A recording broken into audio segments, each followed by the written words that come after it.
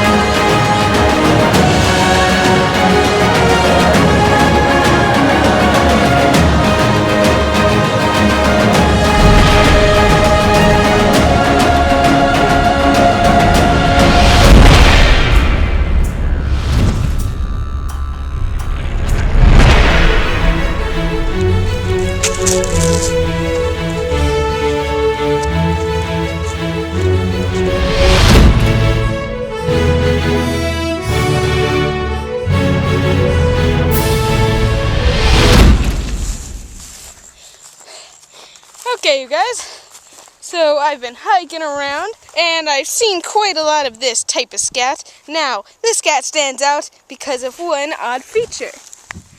The kangaroo who left this here had very good precision and aim and balance and everything. I mean, like, look at that. All the other scats just lying around, all boring. And this guy's over here like a tightrope walker. I mean, just look at him. He's sitting safe up on that rock.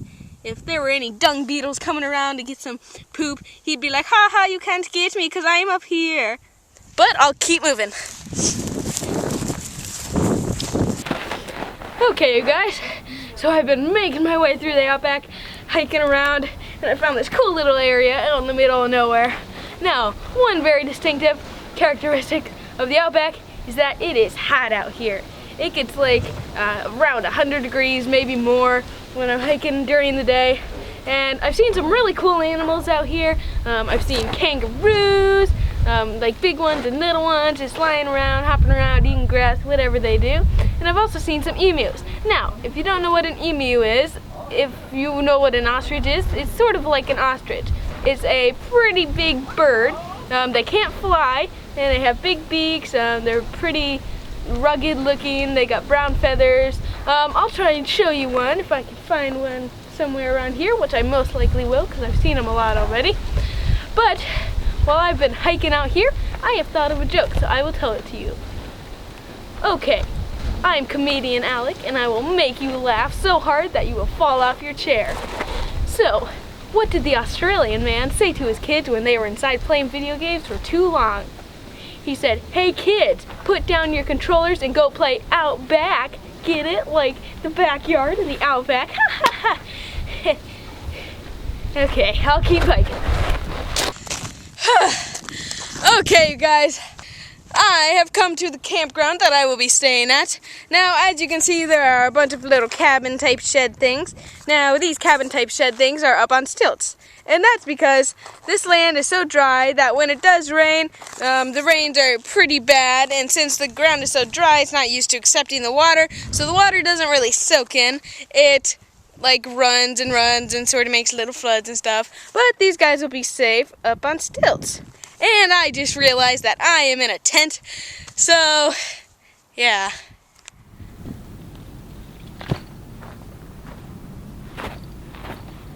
Okay, guys, so I'm out hiking, and I heard something moving around in the bushes, so we'll go see what this ferocious creature should be.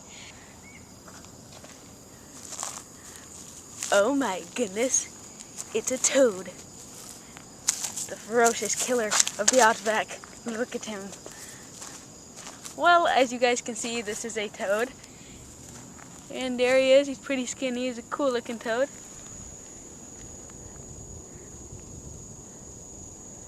There he is. Nice shot. Maybe, no. No, this guy's pretty skittish. Let's see how many toads he can count. Uno. That's one in Spanish. Dos. Here's a chubby one. Isn't he chubby? Oh, there he goes. And 3.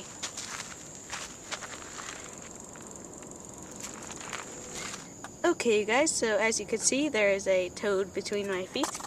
Now, his name is Tommy the Toad. And there he is. He likes it between there. It's like a safe little spot for him. He's a chubby toad, you can see. Oh, squeezing further in. Well, there he is. Oh, there he hops away. Oh, he peed.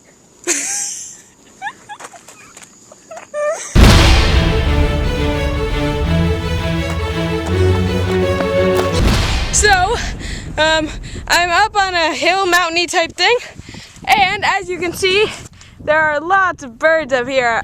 They're really cool. They sort of look like hawk type birds, flying around everywhere, whatever they're doing.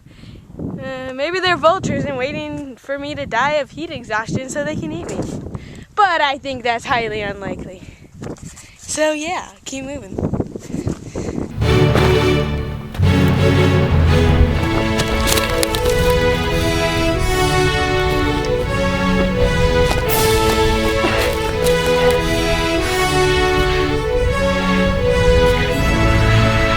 Okay, you guys, so I made it to the water. Now, this lake is called Lake Moondarra. Now, Lake Moondarra was a man-made lake, and it was built to help sustain the town. Now, if you look around, you can really tell this place is in a drought. Much like Texas is, the water's way down. And with this lake, it's very shallow. It's huge, it's spread out, but it's shallow, so there's lots of evaporation, and that's why the water's pretty low. But there might still be some fish, so let's test our luck and see if we can catch something.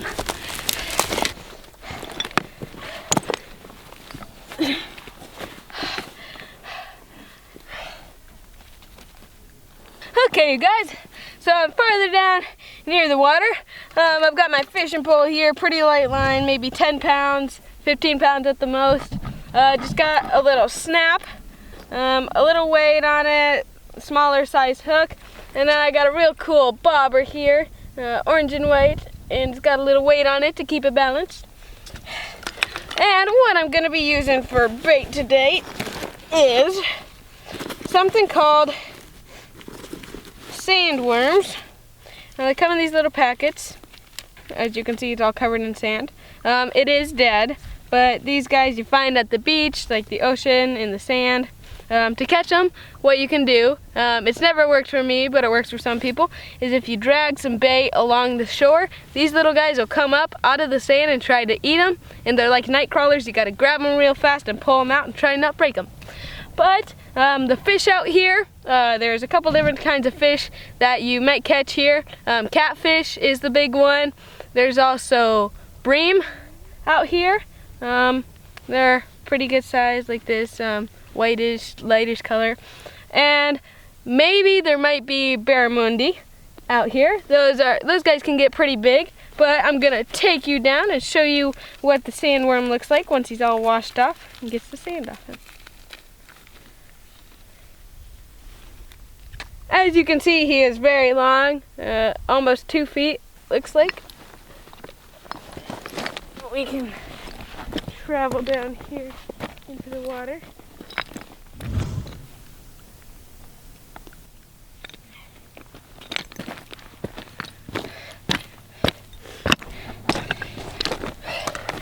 Okay, you guys, so I dunked him, and as you can see, he has, dropped him. He has little leg-looking things here. It's sort of like fuzzy fur things. They're funny looking. sort of like little hairs. But I'll put a little piece of him on a bobber, on a hook, and throw him out and see if I can get some bites. There he is, all hooked up and ready to be eaten. So we'll try our luck.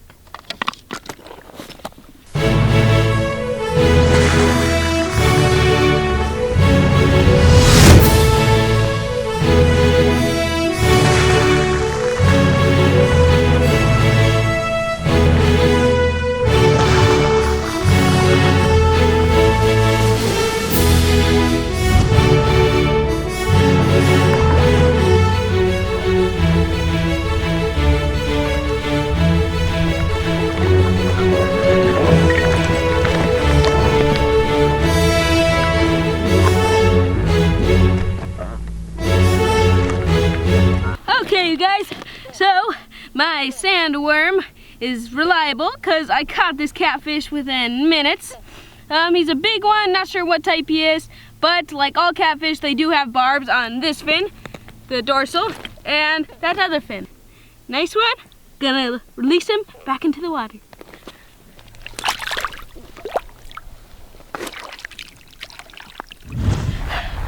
Okay, you guys, what I'm gonna show you is something I call a chalk rock. Now, the reason I call it a chalk rock is because, as it says in the name, it's a rock and it acts like chalk. So if you can see, I'll rub it a bit on my arm and you can see it leaves marks, chalk-like. And the Aborigines would use this for like tribal ceremonies, stuff like that. But it'd be used for face paint, body paint, whatever they decided to use it for. And I'll see if I can't get it to work for me. There's lots of flies here. Mash it up into a powdery type stuff. And then what I'm gonna do is I'm going to go over to a puddle or something and get a little bit of water and see if I can't make it work like paint.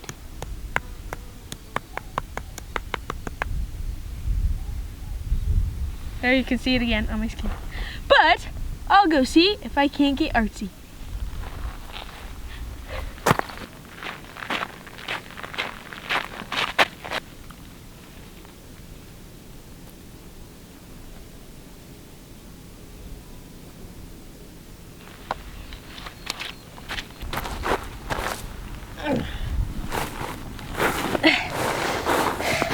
Okay, you guys, so I'm back, got a little bit of water, and I put it in here. So now it's sort of like a gray paste.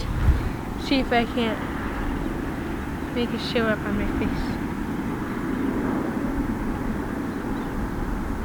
Did it work? Now, I feel like getting a little more artsy. So, I have my paint board thing here. It's going to be my stomach, and I'll see if I can't draw a pug. It's so difficult, I didn't get very much.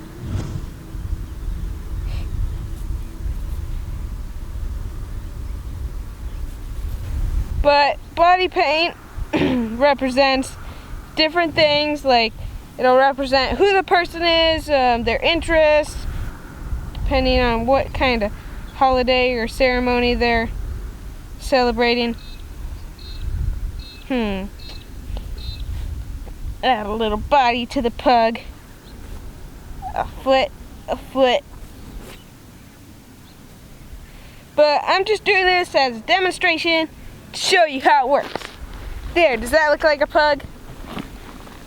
It's pretty good, I guess. But it's dark at first, as you can see there's some dry parts there, and it gets a lighter gray tone.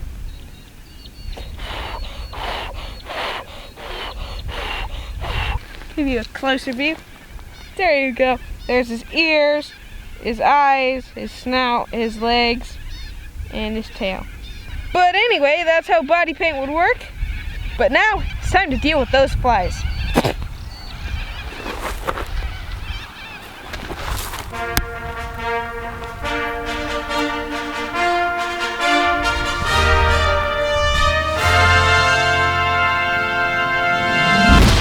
So, here in Australia, there is something called the National Salute.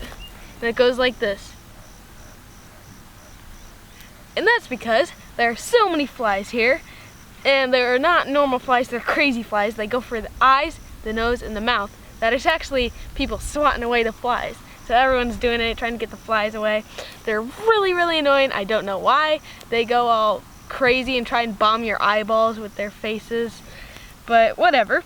But the Australians have made a hat, and they actually have strings attached, and usually they use corks for these. But since I didn't have any corks, I just found anything that had a hole in it or I could tie the string around. Just stuff on the ground. I had a piece of wood, a little washer thing, whatever.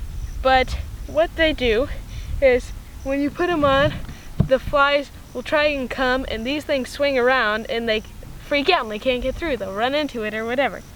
So this will help keep the flies off my face and out of my nose and out of my mouth, because it's not very fun when you swallow a fly, because they still buzz around inside of you. But I'm just gonna tie this last one on. It's just like a bottle top, and stabbed a hole through it with my knife.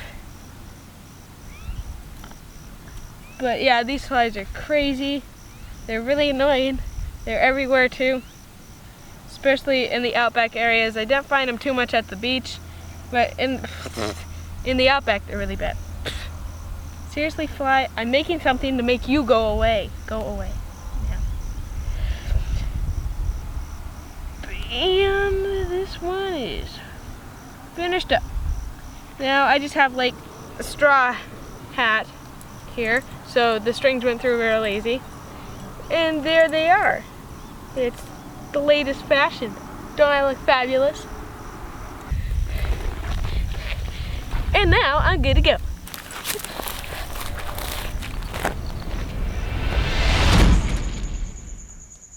Okay, you guys, so that's not something you see every day in your normal Texas campsite. Well, this is Australia. Okay, you guys, I found an emu and I'll go show him to you. There's 2 of them, I think, maybe more.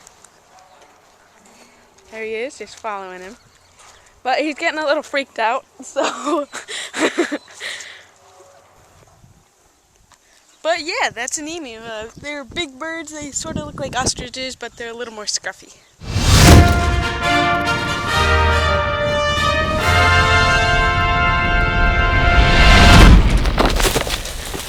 Crikey, mate, let me tell you, this trip has been out of this world. I've seen so many things that have just shocked me. Let's see, I've seen kangaroos, I've seen fish bigger than me, I've seen wallabies, I've seen beautiful oceans with millions of cute little colorful fishies in them, and tons of coral. I've seen amazing flowers. There's coconut trees everywhere. I want a coconut right now, but I can't get them, they're too high up. I've seen crazy camping setups. They're like transformer, tent, camper, object, house thingies. I've seen outdoor kitchens. Those are amazing. And they're clean. I've played with boomerangs. I learned how to throw a boomerang properly. And so I am shocked by this place. It's amazing. I love it. It's so exotic compared to Texas.